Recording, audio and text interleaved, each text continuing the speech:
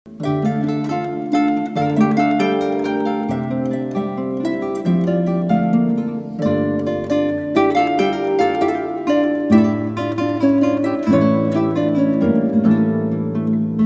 first speaker today is someone that I heard speak recently, or maybe it was a year ago, at the World Affairs Council, and I thought, oh, this is the man we have to have at our conference, at the opening.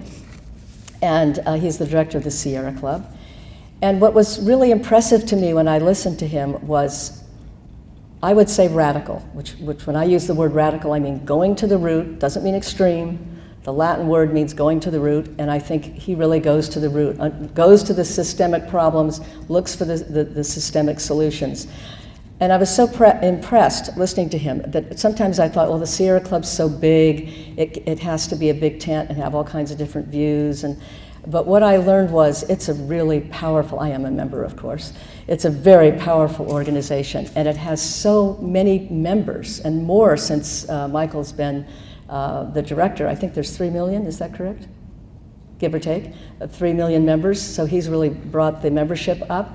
And it's a powerful organization that I think is so worthy of support because they have forged a way into dealing with the government, dealing with Washington, dealing with corporations. So I think it's a wonderful organization to be part of. And as you know, Michael Brune is the executive director of the Sierra Club. And since he has assumed that position, I guess I said 3 million. Well, maybe it's going to be 3 million, 2 million members. He previously served as director of Rainforest Action Network, which you're probably all familiar with, and Randy Hayes, who founded that, is here.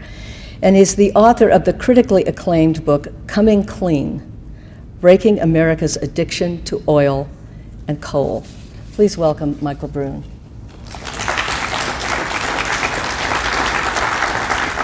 Hi, everybody. How are you? Good. Okay, so before I get started, if I could ask everyone to do me a quick favor. Could you all stand up?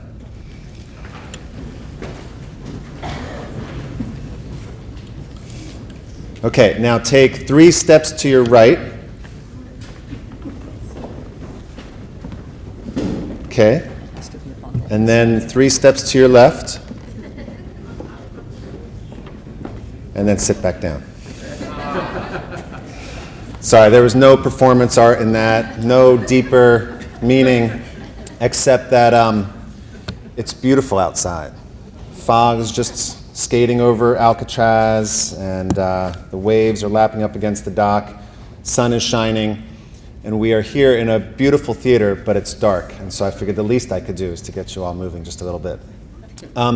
So I am Michael Brune. I do run the Sierra Club. And I don't know anything about anybody here except Randy Hayes over there, who I know a lot about.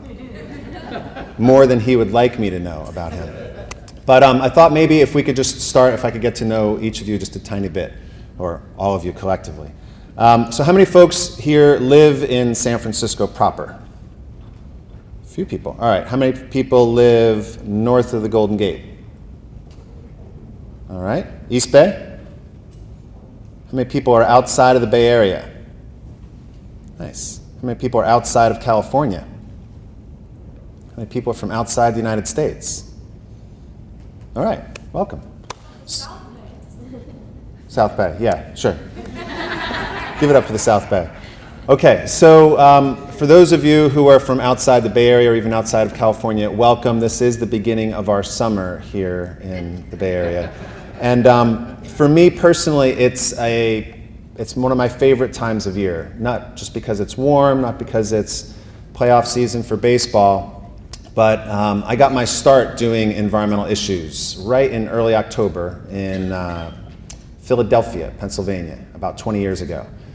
I had just graduated from school. I went to a school in Pennsylvania and studied economics, studied finance, and decided on graduation day that that was exactly what I did not want to do, much to the dismay of my parents. And went off traveling around the United States, came back, was simply looking for some cash to pay bills, and was looking in the ads for bartending jobs, jobs as a waiter, and I saw a job for Greenpeace. to be one of their canvassers, one of their organizers in the Philadelphia office. So I went in. It was October 6th, 1993, and came in the office, and it was total chaos, complete chaos in the office. There were a bunch of people painting a giant banner in the lobby to advocate against a radioactive waste dump that was being proposed in South Carolina at the time. And then there were a bunch of folks who were making placards for a demonstration the next week against offshore oil drilling down in the Gulf. And then there's a little group of folks who were having a strategy meeting on protecting the Pine Barrens, which is one of the intact forests that New Jersey has that protects one of the largest watersheds on the East Coast. And I stood there for about 30 minutes before someone said hello and asked what I was doing there, because I was there for my interview. And in those 30 minutes, I was hooked. I knew exactly what I wanted to do for the rest of my life. And so every year in October, I thank everybody that I can that I'm a part of this movement. But I wanted to ask one more question of all of you, just to get a sense of how you're feeling about the environmental movement or the progressive movement in general. And it's about climate change. So what I'd like to ask is whether you're optimistic or pessimistic, okay? So for those of you, when you think about climate change, look out 25 years and raise your hands if you think 25 years from now, we will have largely met the challenge. We will have, let me just define it a little bit more. We will have, not completely, but almost completely finished the transition from dirty fuels to clean energy. We will have capped our emissions, we'll be on a trajectory down. It'll be clear that our economy will be based on 100% clean energy, and the only test is how long it will take. And in doing this, we will have solidified greater human rights, greater ecological justice, economic justice, and social justice. In the next 25 years, how many folks think that this is totally within our reach? All right. Solid handful of folks. Okay, so then the rest of you, I won't define exactly how you feel, but let me just raise your hands if this rings true. That over the next 25 years, you think we might make some progress on some things, but by and large, we will have failed. It will have taken us too long to get started. The progress that we make will be too slow, and we will be witnessing degradation of ecosystems and fragmenting of society that will be difficult, if not impossible, to turn around. Raise your hand if that roughly summarizes how you might feel. All right, and I suspect there are a bunch of you who have different interpretations of all of that. Well, so what I wanted to talk with all of you about is my basic point today is that I think it's not enough to have a world view on the environmental crisis. It's not enough for any of us to read Naomi Klein's great book, to spend a few days at a conference like this, to read articles or watch news reports, and to feel like we've got the right analysis. It's not enough to be right. It's not enough to have an analysis of the economic system and all the contributing factors that have put us in this place. It's not enough to have the deepest sense of what went wrong. It's not enough to be able to recite really quickly all of the ways in which our environment is deteriorating before our lives, or what's happening to coral reef ecosystems, to the rainforests, to forests around the world, to communities here in California who are poisoned by coal and oil and natural gas. It's not enough to be able to document how the Democratic Party largely has failed, how the Republican Party has lost its roots, how the Green Party doesn't have sufficient power. It's not enough to really make any of these critiques, although it does get us half of the way there. What we need to do is we need to marry our knowledge, to marry our analysis and our insight with action and engagement. And so that's the main thing I want to talk with all of you about.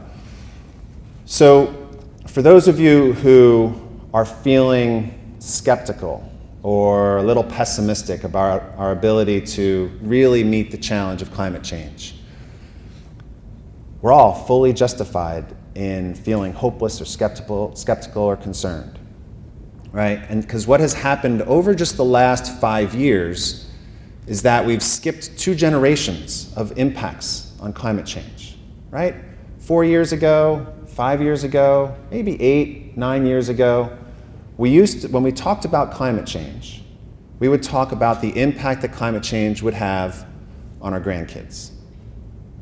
We would talk about things that would be happening, or our grandnieces or our grandnephews. We talk about the things that we thought would be happening to rainforests, to our glaciers, to communities in 2040, 2050, 2070, 2100. And what we've seen is that we're seeing it now. We all know this. All of us can recite some really impressive collection of facts about climate change. And it's depressing.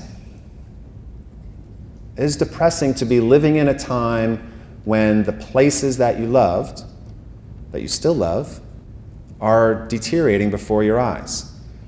Right? So one of the seminal moments for me, right before I started working for Greenpeace in 1993, is I spent time in Yosemite National Park. And Yosemite is where the Sierra Club got started 120 some odd years ago. It's where 3 to 4 million people visit every year. It's where some of the first biological studies were done in the United States. And it's where some of the first biological studies were done on climate change.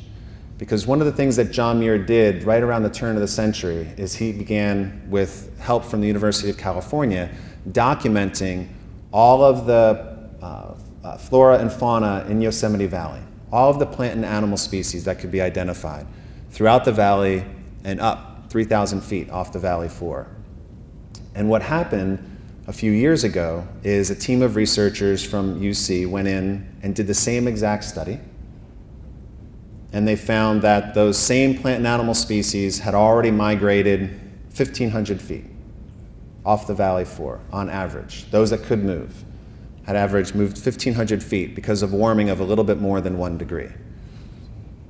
Whether you are focused on Yosemite Valley or any particular place, or you're simply observing here in California that we're facing the worst drought in recorded history, or maybe you have friends and family who have faced wildfires down in Texas or Oklahoma, anywhere throughout the West, or maybe you have a relative who got hit by one of the severe storms.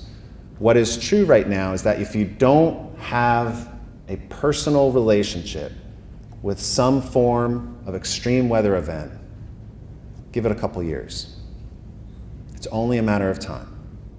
It's only a matter of time that just as you can wait for a bus right now or be sitting online in a grocery store and you can talk about the weather, when you can connect with anybody about an extreme weather event, a drought, a wildfire, a storm the likes of which nobody has ever seen before. And these will be the ways in which we bond as society, by talking about how bad things have become. So all of this has already come to pass. We're not worried about the impacts of climate change on our grandkids or our children, but it's what we're experiencing right now. The house that I grew up in on the Jersey Shore, the house my father built with my uncle, got flooded just a couple years ago when Superstorm Sandy hit. And when I went home with my parents to try to rescue what they could from their house, it was like the likes of which nothing I've ever seen before. Every house in Chadwick Beach was destroyed or completely flooded by the storm, some of the houses could be rescued. But every house for 3 miles in both directions were damaged by the storm. And this is the same thing that you hear from people in Bathrop, Texas, who talked to one Sierra Club member who had to evacuate her house in 5 minutes. She was taking care of her father, who had Alzheimer's. She had lived there. Her house was there for 3 generations. She grew up in that house. Her grandparents built the house. They had 5 minutes to leave before the wildfire engulfed their home. They evacuated. The house burned down in about 2 hours, so they were never able to return. I got arrested in Washington, D.C., next to a rancher from Nebraska who talked about how he had to sell half of his cattle 2 years ago because of the drought, And that coming summer, he expected to sell the other half because he couldn't even feed the cattle because of the drought that was gripping the Midwest at the time. So all of us are going to be able to tell lots of these stories. If you talk to people who live across the state, around the country, and around the world. So fear and skepticism is completely and totally justified. But what is also true is that for those of you who raised your hands and you feel optimistic about our ability to respond, is that I believe that optimism is also justified. For one real reason, just one main reason, which is that the promise that environmentalists have been making for the last 40 years just came true when it comes to clean energy.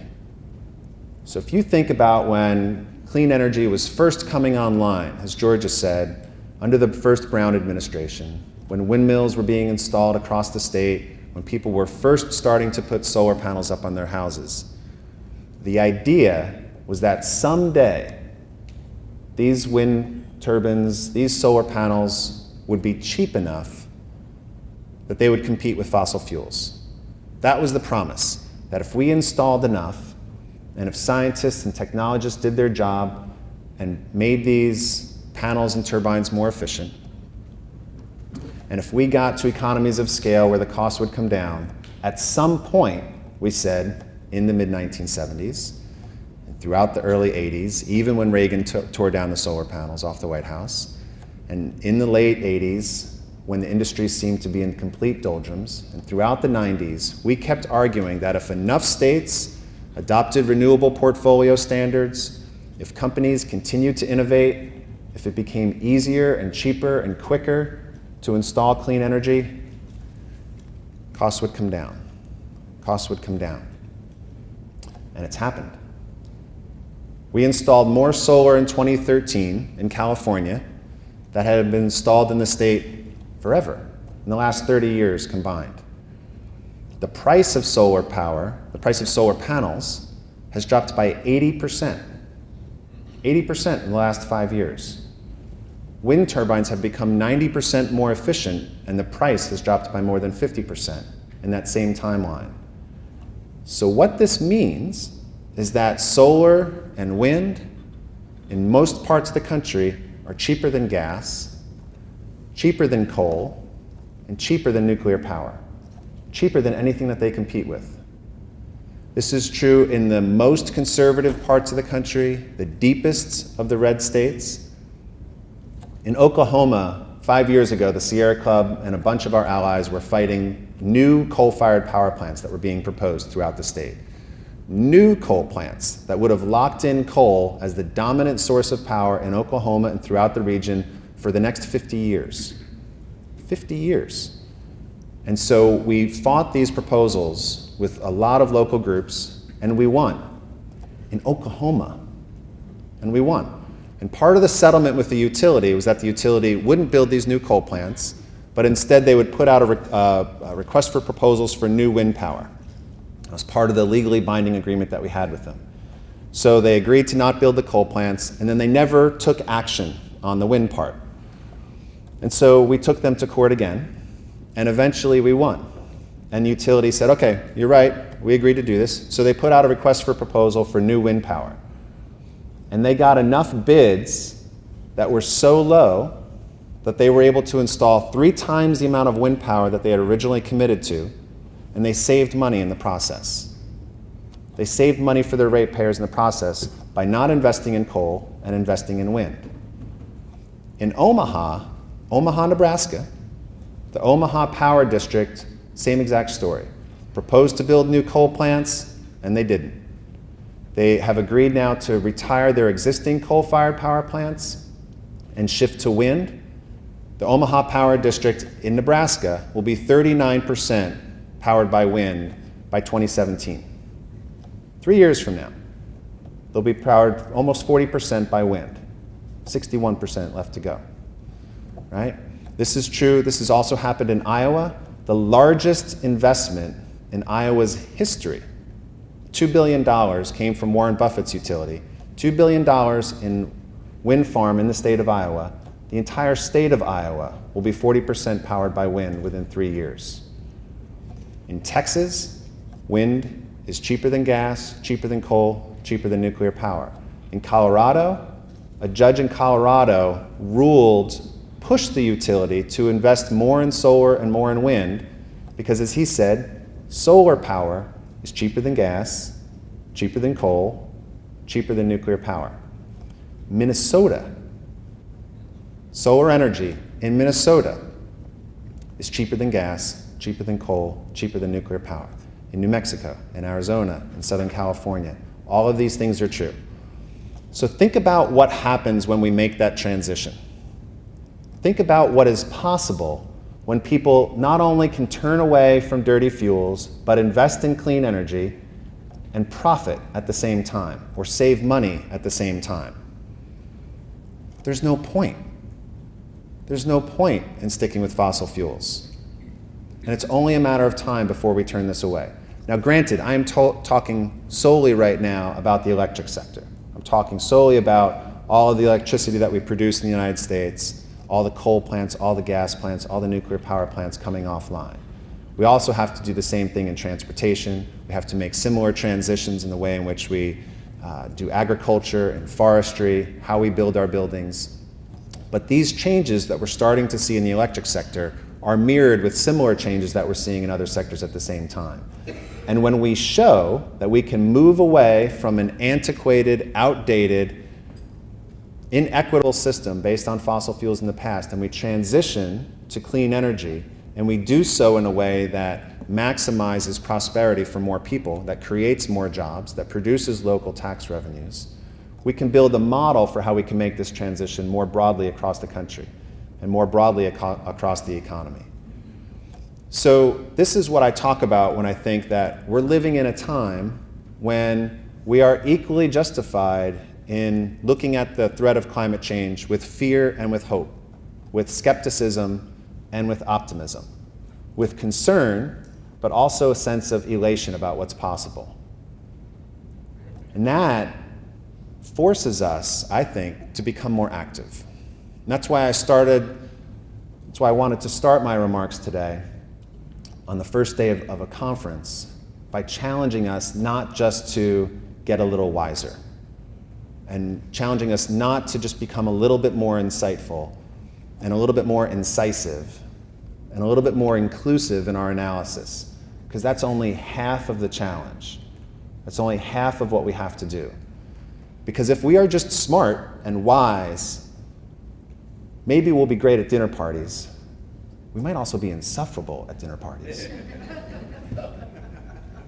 But we're not going to win. And we're not going to put our ideas into reality. So my request to all of you, when you leave here at the end of the conference in a few days and you go home, is to do something. Or keep doing something. Whatever it is. Fight for 100% clean energy in the city in which you live, or the state in which you live, or the province. Fight for 100% clean energy with the company that you work. Divest from fossil fuels. Invest in clean energy. Do whatever makes your heart sing. Vote. Knock on doors. Phone bank. Run for office next election. Recruit somebody to run for office in the next election. Start a local food co-op. Get active. Engage in nonviolent civil disobedience. Do whatever it is that motivates you, but do something. Because we're living in a time where we actually do have two directions in which we can go. A large part of our society is doubling down on fossil fuels. They're deepening our investments in fracking all across the country for oil and gas, deepening our investments in the tar sands. Oil companies there want to go from 2 million barrels a day in the tar sands to 9 million barrels a day, increasing it by 4.5 times. Deepening investments made in mountaintop removal. Almost all of the new energy that we're producing in North America or off the coast of North America is extreme energy. Mountaintop removal, drilling in the deepest oceans, drilling up in the Arctic, ripping apart boreal forest for tar sands oil, ripping apart parks and wilderness areas in the US for fracked oil and gas. That is where a large part of our society wants to go. And we have an alternative. We have a model. We have ideas that are better. We have a way of creating shared prosperity for millions of people across the country and around the world that will put more people to work, that will make our air and water clean, give us a shot at stabilizing emissions, and it's cheaper at the same time. So please, stay active. Do whatever you can. Rather than building a pipeline that would cut our country in two, we can be building high-speed rail that brings our country together. Rather than exporting coal and oil and natural gas, we can be exporting innovation. We could be exporting optimism when it comes to climate change. Rather than living in a time when we see our civilization start to crumble and deteriorate, our ecosystems start to degrade because of climate change, we can rise up. Rather than having Tom Brokaw talking about the World War II being the best generation ever, we could be the best generation because we can create a society that's powered by 100% clean energy. And once we do that, we're never going back. Every time we reject fracking or a coal plant in favor of clean energy, that's a one-way trip. Those changes are irreversible. Once you shut down a coal plant and invest in solar and wind instead, how many folks think that the coal plant will come back online because people miss having mercury in their tuna fish? Once we stop fracking in a watershed, once we stop drilling for oil off our coasts, and instead we invest in advanced batteries, and instead we invest in clean energy or mass transportation, how many folks do you think will miss having toxins coming out of their faucet? Nobody. We have a shot in our lifetime to build a society that's powered by 100% clean energy. That's a one-way ticket. And Gandhi said that the difference between what we do and what we're capable of doing would suffice to solve most of the world's problems. So together we can close the gap. Thanks, everybody.